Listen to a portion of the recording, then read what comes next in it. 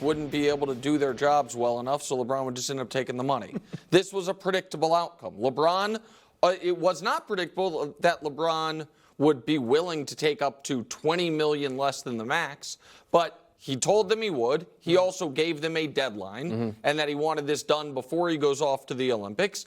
There were reportedly 3 clear targets. Very different players, by the way. They didn't really all kind of make sense. But Valanciunas, that was surprised that he was He'd allow AD to move to the 4. Yes, which I don't, by the way, I think they're best with AD at the 5. But regardless, the Valanciunas, he went off the board early.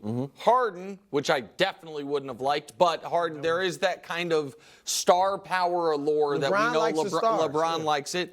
And then Klay Thompson, who they went after. If you read The Athletic today, and we'll talk about this more later, Rob Pelinka was never able to quite get on the phone, much less get a meeting with, but LeBron did, and then Klay ended up choosing Dallas, and that's that. And so just like that was predictable, this will also be predictable. I'm not saying on this show, but in a lot of media circles, now LeBron will be criticized for something he never even had to do, which was offer to take less. Because now I think there are some folks that are saying it was a fake offer. He was never going to take less, but I am very confident that if Klay Thompson had been like, you know what, I do want to come to the Lakers, LeBron was not going to be like, just kidding, actually, we don't have the money because I'm not taking less. He would have for Klay, and it didn't make sense. There's not guys left except for DeRozan, and DeRozan is not playing for $12 million for 1 year, which is about the space they have. So, no, it makes sense that a max player is going to end up taking the max, and that's what LeBron James is. Yeah, I'm not surprised at all, and I'm not doing misdirection. Oh, right? I'm not surprised. I'm shocked. I'd be surprised if anybody was surprised that LeBron took the max. I mean, no. And I agree with Nick in that I believe he was wholly sincere in being willing to take less if they had gotten the right player.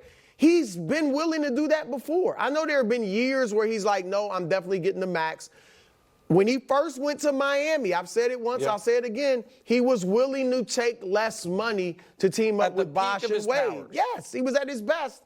And he didn't have to because they ended up doing the sign and trade that helped Cleveland, but he was willing. So I'm not surprised at all about this. 2 things surprised me more than LeBron getting the max. One was that he did it only for 3 years, or for 2 years. I was thinking he'd take the 3 years, and if he wanted to retire before that, he could do it. But instead, he just took the 2 years. Now, I'm told, smartly, because one thing about LeBron and his representation, they've always been ahead of the curve. Like, even when he signed his shorter deal with Cleveland, his first max deal, he did it so he'd have options to leave earlier if they couldn't get over the hump. That's what he did.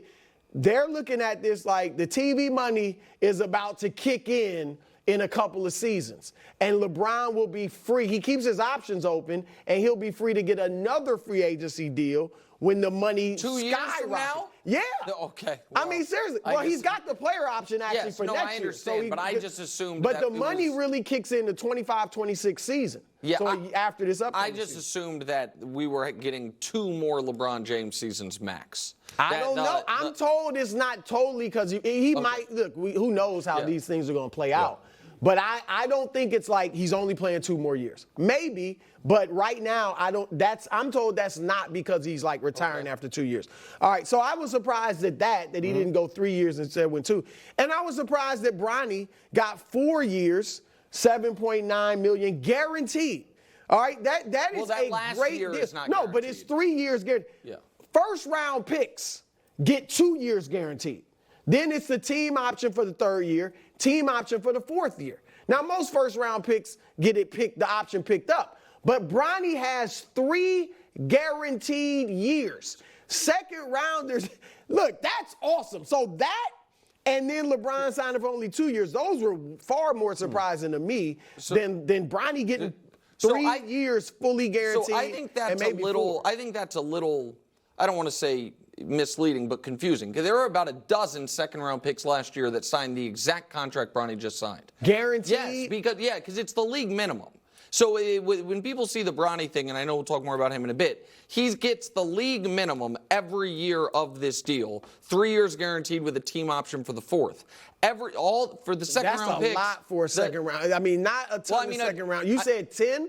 12 last year. There's 30 second round picks. Yeah, well, a lot of them. He was 55th. A lot of them end up signing two-way deals, which is the zero guaranteed, but the ones who don't sign two-way deals, this is the deal, for instance, just for the record, that Max Lewis, the Lakers second rounder last year got, which is the exact same thing. He got the 4 years, 3 years, 3 years team option, and then all at the league minimum. That surprised me though for the 55th pick, which I think is great for Bronny.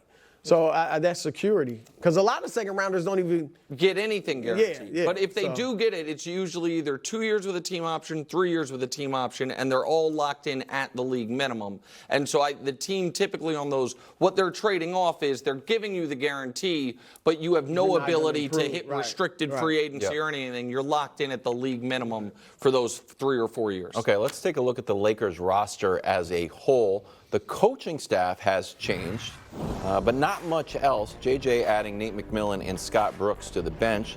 The lineup, same that won 47 games last year. D'Lo, Austin Reeves, Rui, LeBron, and AD. Lakers' current salary at $190 million. Has the Lakers' offseason been a failure? Well, let's be fair. They did today finally hire a couple assistant coaches. Good. So that was good. After Dwayne Casey wouldn't, decide to rebuff them, they got assistant coaches with experience, by the way, which I thought was important. Nate McMillan and Scott Brooks. Two really good. Right. And so guys, because JJ is such a green coach, I think that's good. But yes, of course, it's been a failure. This is not me banging on Rob Pelinka. This is me a fair reading of the history. The Lakers.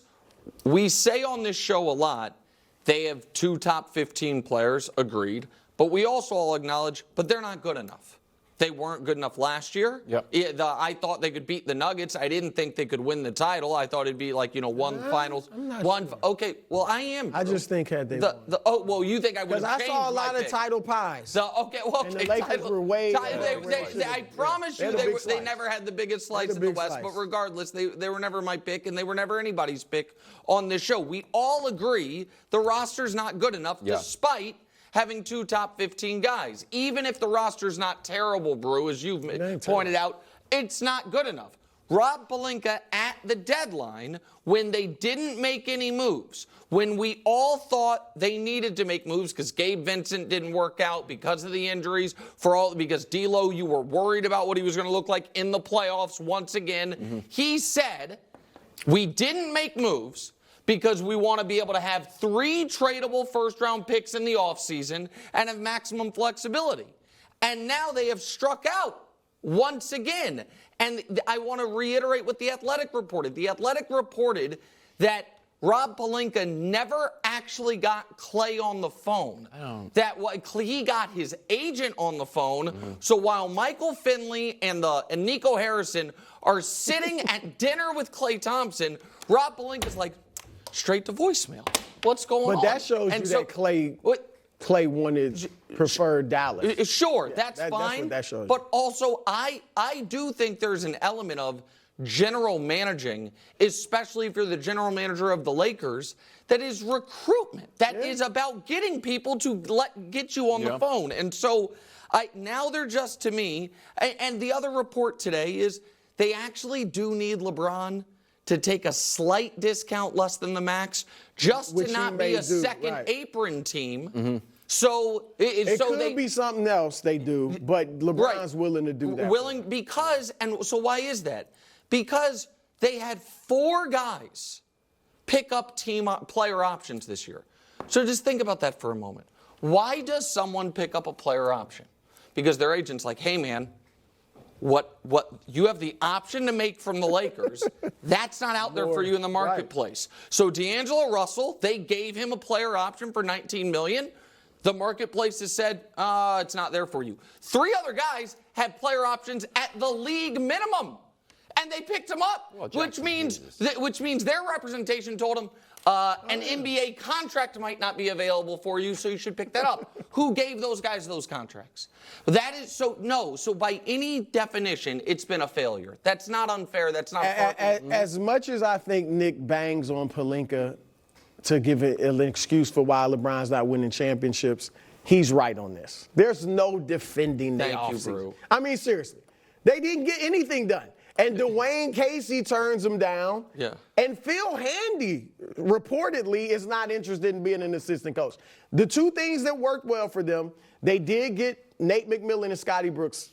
That's which perfect for Redick. I do like that. They're perfect for Redick. He'll need that. He can lean on them. And then the draft was good. I mean, and Dalton Connect kind of fell to him. But that was good. A good pick. I like getting Bronny, giving him a chance, seeing what he can do. Because he does have, Redick got criticized for saying Bronny earned this and all that. And I get if people want to say, it was nepotism. And obviously that had a big role in it.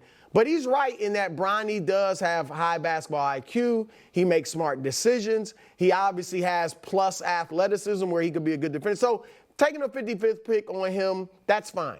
That's all good. But their improvement this year is going, if there's going to be any, is going to have to be Redick is a great coach, better than we expected, and what strategic moves he can make. And then there are three guys, and this is something, a bright spot if for Lakers fans potentially, Jared Vanderbilt, Spencer Dinwiddie, and Gabe Vincent were essentially out. None of them played 30 games. Yep. And I know they came back, Dinwiddie and Vincent for the playoffs. But they didn't play, weren't in their groove. If those three can stay healthy and play as well as we've seen them play in the past, then that could help them improve. Still not contenders. But I don't think that's just because of the I think LeBron, in terms of his numbers, is still great, and I think he's still a great player, but he just can't impact the game like he used to.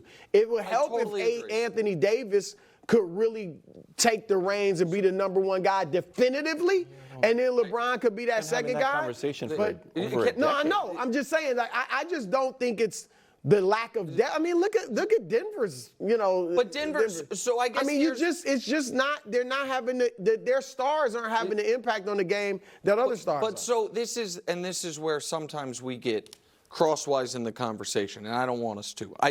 If we were to just remove the names, and you were to say you run a basketball team that has the 9th and 13th best players in the league.